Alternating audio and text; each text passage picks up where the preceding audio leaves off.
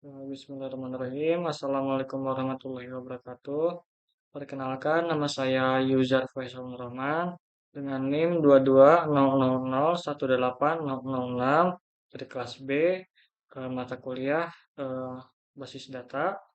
Eh, jadi pada kesempatan kali ini saya akan memberikan penjelasan tentang hasil proyek tugas akhir atau dari individu. eh, Sebentar,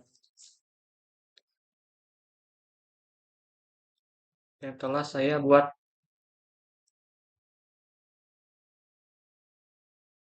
Jadi eh, perintah yang harus dikerjakan yaitu diagram ER serta tabel yang dihasilkan berikut database desainnya di file. Eh, Kemudian laporan lengkap tugas akhir dari awal sampai akhir. Kemudian rekaman implementasi basis data dengan MySQL depan kamera.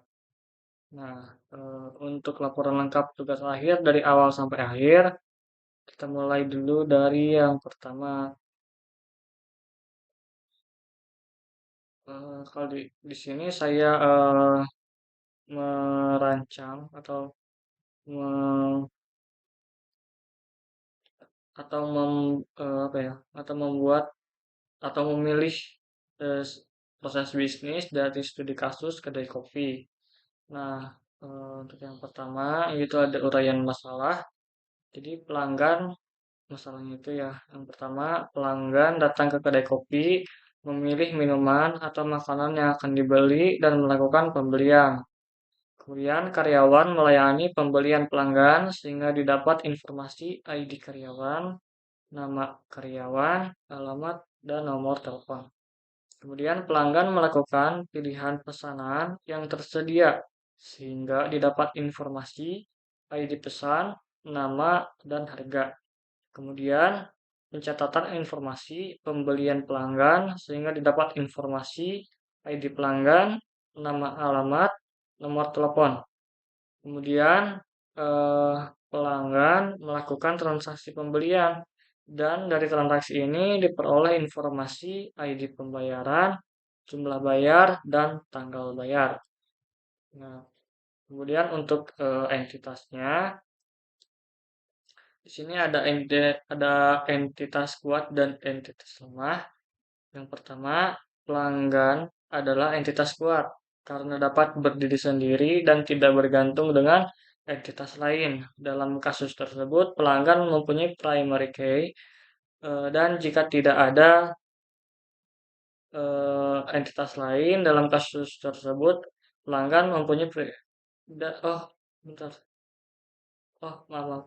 Pelanggan adalah entitas kuat karena dapat berdiri sendiri dan tidak bergantung dengan entitas lain. Dalam kasus tersebut, pelanggan mempunyai primary key dan jika tidak ada pelanggan, proses bisnis tidak akan berjalan dengan baik. Nah, kemudian karyawan adalah entitas kuat karena dapat berdiri sendiri dan tidak bergantung dengan entitas lain. Dalam kasus tersebut, karyawan mempunyai primary key dan jika tidak ada karyawan, proses bisnis tidak akan berjalan dengan baik. Nah, jadi sama dengan pelanggan ya. Kemudian menu minuman merupakan entitas lemah karena jika pelanggan membeli makanan dan tidak melakukan pembelian minuman, maka proses bisnis akan tetap berjalan, ya kan? Kemudian yang keempat, menu makanan merupakan entitas lemah karena jika pelanggan membeli minuman dan tidak melakukan pembelian, maka proses bisnis akan tetap berjalan. Ini sama juga seperti sebelumnya. Kemudian di sini ada atribut, menyatakan entitas atribut dan jenis atribut. Untuk pelanggan, ini ada beberapa atribut ya.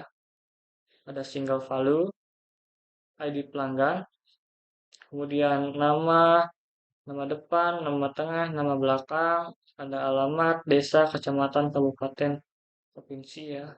kemudian ada nomor telepon, di sini ada keterangan-keterangannya, ada single value, primary key, composite, dan multi value. Kemudian karyawan juga tidak jauh berbeda, ada nama, alamat, dan nomor telepon. Nah, di sini jenis atributnya juga tidak jauh berbeda dengan pelanggan. Ada single value, primary key, composite, dan multi value. Untuk pesanan, untuk entitas pesanan, jenis atributnya single value, kemudian simple, namanya itu simple, harga simple, dan lain-lain. Kemudian relasi atribut yang terbentuk. Nah, pada relasi pembelian. Nah, di sini adalah gambar RD-nya.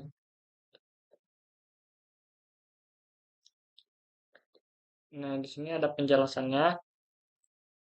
Sudah saya apa ya? Sudah saya ringkas. Kayak di transaksi ini, atribut ini berperan sebagai primary key dalam tabel baru yang terbuat karena tabel lainnya, dikarenakan many to many antara tabel pelanggan dan pesanan. Ini ya, N dan N. Kemudian tanggal transaksi. Atribut ini mencatat tanggal transaksi pada saat pelanggan melakukan pembelian. Atribut ini penting karena berfungsi untuk mengetahui kapan pelanggan melakukan pembelian dan untuk mencatat total dari harga pada tanggal tersebut. Kemudian total harga. Ini ya. Atribut ini berfungsi sebagai menghitung seluruh jumlah total pesanan, pembelian pelanggan sehingga mengetahui jumlah total harga yang harus dibayarkan oleh pelanggan. Nah, kemudian pada relasi membuat, ini ya relasi membuat, ada entitas karyawan dan pesanan. Di sini ada ID pesanan. Atribut ini berperan sebagai primary key dalam tabel pesanan karena pesanan yang dibeli oleh pelanggan pasti berbeda-beda sehingga harus memiliki kode unik yang dibuat, ya kan? Kemudian nama, atribut ini merupakan nama dari pesanan yang akan dibeli oleh pelanggan, sehingga pada tabel pesanan harus terdapat nama agar pelanggan dapat memilih menu dengan mudah ya. Kemudian harga, atribut ini merupakan harga pada pesanan yang akan telah dibeli oleh pelanggan, sehingga pelanggan dapat mengetahui harga yang akan dibeli oleh pelanggan. Ini adalah merupakan contoh data yang sudah diinputkan ya, mengisi data pada pelanggan. Ini data pada pelanggan. Di sini ada ID pelanggan, misalkan P01, P02, P03, P04, dan P05. Kemudian di sini ada eh, nama depan, tengah, belakang, kemudian ada alamat, desa, kecamatan, kabupaten, provinsi, dan nomor telepon. Di sini contohnya ada Anazia Sudrajat di Desa Tamanan, Kecamatan Bantul, Kecamatan Banguntapan. Kemudian di sini Bantul, Kabupaten Bantul, Provinsi, Daerah Ibu Kota, Daerah Istimewa Yogyakarta, dan seterusnya.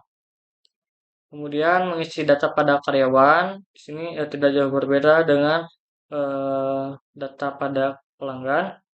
Di sini ada ID pelanggan, di sini bukan bukan pelanggan.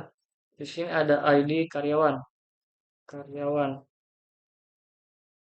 Ini ada ID karyawan seperti K01, K02, K03, K04, K05. Ada nama depan, tengah, belakang, alamat, nomor telepon. Contoh K01 ada nama Ade, Ade Nurhuda di Desa Jatipamor, Kecamatan Sukasari, Bandung, Jawa Barat, dan nomor telepon ini. Kemudian ini contoh data pada pesanan. Eh, Misalkan di sini ada ID pesanan PSN 01, nama pesanannya Vanilla LED, harganya 26.000. Kemudian PSN 02, nama eh, namanya White Americano, harganya 22.000 dan seterusnya. Kemudian Di sini ada kardinalitas minimum dan maksimum. Di sini ada pelanggan, pelanggan minimum satu, setiap transaksi harus memiliki setidaknya satu pelanggan. Jelas dong. Nah, kemudian maksimum satu pelanggan dapat eh, memiliki banyak pesanan. Kemudian untuk pesanan minimumnya satu, setiap transaksi harus memiliki setidaknya satu pesanan. Jelas ya. Kemudian maksimumnya satu pesanan dapat terkait dengan banyak transaksi. Ini contoh gambarnya pelanggan dan pesanan. Misalkan pelanggan Anazia pesan vanilla LED, kemudian ada dia juga pesan americano gitu kan. Kemudian nama Dina pesan americano, kemudian Agus eh, pesan coklat dan lain-lain dan seterusnya ya. Kemudian untuk partisipasi, nah pelanggan adalah eh, partisipasi total. Setiap pelanggan terlibat dalam setidaknya satu transaksi pembelian minuman atau makanan pada pemesanan. Partisipasi pelanggan dalam transaksi pembelian adalah total. Hal ini baku pembelian bukan alat camping ini. Maaf. Hal ini bahwa pembelian pesanan adalah inti dari pembelian dari minuman dan makanan karyawan. Mungkin tadi saya agak apa ya, lagi mikir di camping. Kemudian ada karyawan total. Setiap karyawan terlibat dalam setidaknya satu transaksi dalam pemesanan atau membuat minuman dan makanan. Nah, di sini ada ERD-nya. Nah, untuk ERD-nya kira-kira seperti ini. Nah, di sini ada pelanggan, ada tabel pelanggan, ada tabel pesanan, dan eh, tabel karyawan. Jadi pelanggan eh, eh, membeli pesanan, kemudian pesanan dibuat oleh karyawan.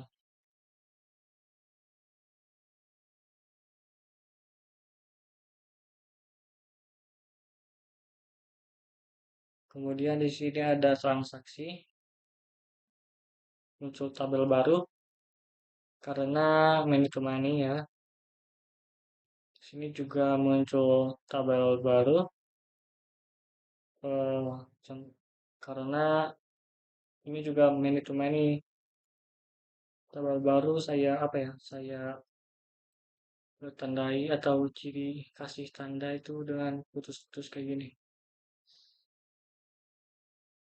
Oke, tabel terbentuk adalah pelanggan, ID pelanggan, nama, alamat, nomor telepon, pesanan, ID pesanan, nama, harga, karyawan, ID karyawan, nama, alamat, dan nomor telepon, transaksi, ID transaksi, tanggal transaksi, total harga.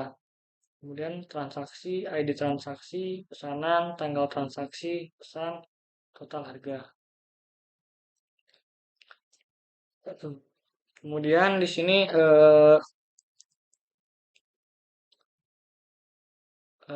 apa lagi ya? Nah, di sini ada implementasi dari studi kasus ke MySQL untuk ke database-nya ya. Di sini membuat database kedai kopi ya dengan sebelumnya kita lihat dulu ada database apa saja dengan menggunakan perintah apa ya? Perintah show database. Nah, ini pembuatan database kedai kopi dengan perintah create database kedai kopi. Nah,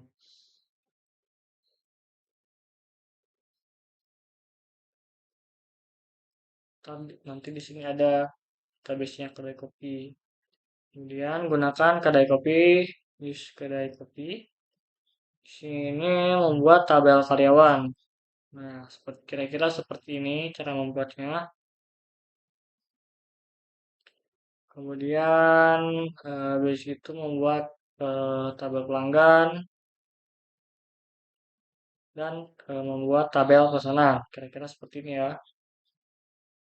Oke, lanjut.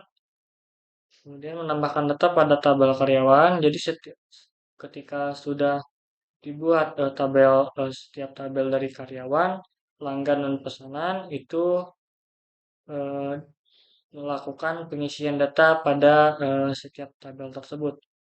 Di sini merupakan contoh tabel pengisian pada tabel karyawan ya, seperti tadi, seperti data yang sebelumnya yang pada tabel karyawan di sini. Nah, ada Nurhuda, ada Arvin, ada Karen, ada Karen, ada Shenshen, ada Rizka. Coba kita masukkan ke MySQL kan. Nah, di sini ada Dinur Huda, ada Arvin, Karen, ada Shenshen, Rizka, dan seterusnya. Nanti di tabelnya akan seperti ini kira-kira ya. Kemudian untuk pelanggan juga pengisian data pada tabel pelanggan sama seperti yang tadi. Anazia Sudrajat, kita lihat. Ada Anazia, Syedina, Budi, Agus, dan Nopal. Coba kita masukin ke MySQL. Ada Najia, Syedina, Budi, Agus, dan Nopal. Benar ya? Kira-kira seperti ini. Kemudian tabel pesanan juga sama dari sini. Ada vanilla latte with americano, coklat, milkshake, strawberry, dan ice cream. Terlihat. Vanilla latte, americano, coklat, milkshake, dan ice cream. Nah, untuk setelah apa ya? Setelah tabel itu diisi dengan data ya, tradisi. Kemudian disuruh apa ya? Kemudian melakukan implementasi trigger ya, membuat tabel baru dengan nama karyawan baru. Sini contohnya create tabel karyawan baru. Jadi buat tabel baru dengan nama karyawan baru gitu. Nah, untuk penggunaan triggernya ini apa ya, before insert karyawan atau sebelum eh, data itu dimasukkan ya. Ini pembuatan triggernya pada karyawan ya. Kira-kira seperti ini. Untuk sintaksnya itu delimiter, garis miring. Kemudian create trigger sebelum insert karyawan baru. Di sini ada before insert on karyawan baru. Kemudian for each row dan begin jika atau if new alamat is null then set new alamat unknown dan if end. Hasil ya tentang pembuatan trigger. Kalau saya lihat dari materi yang di apa ya, yang di share sama eh, sama dosen dosennya itu jadi kalau ada data yang apa ya, ada data yang masuk maka data yang sebelumnya akan pindah otomatis eh, ke tabel yang baru dibuat gitu. Tapi ya seperti itulah ya. Tapi di sini saya melakukan contoh penggunaan trigger dengan apa ya, agak-agak berbeda lah ya. Sama saja. Cuman di sini saya melakukannya dengan agak berbeda sedikit.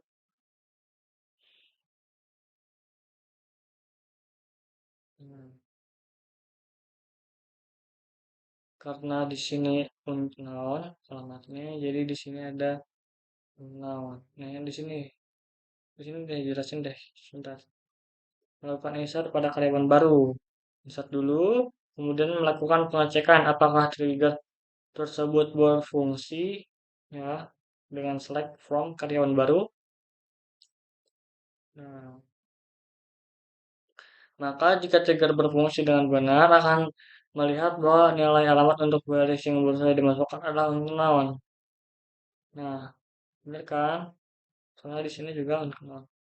Oke, habis itu, oh di sini ada implementasi store procedure, membuat store procedure untuk mendapatkan seluruh ID dan nama karyawan dari tabel karyawan. Ini contohnya delimiter, select karyawan, begin, kira-kira seperti ini sintaksnya ya. Kemudian panggil start procedure dengan perintah call select karyawan. Ini. Nah, jadi seperti ini ya kira-kira. Kemudian, oh sudah ya. Tadi diagram R dan tabel dan database di sini sudah. Kemudian laporan lengkap dari awal sampai akhir juga sudah. Dan rekaman implementasi basis data dengan MySQL juga sudah. Jadi mungkin sekian ya. eh, kes- eh, apa? Mungkin sekian presentasi atau video yang dapat saya berikan. Apabila ada kekurangan atau eh, apabila ada kekurangannya, saya mohon minta maaf karena karena saya juga masih dalam tahap pembelajaran. Sekali lagi, terima kasih. Eh, Assalamualaikum warahmatullahi wabarakatuh.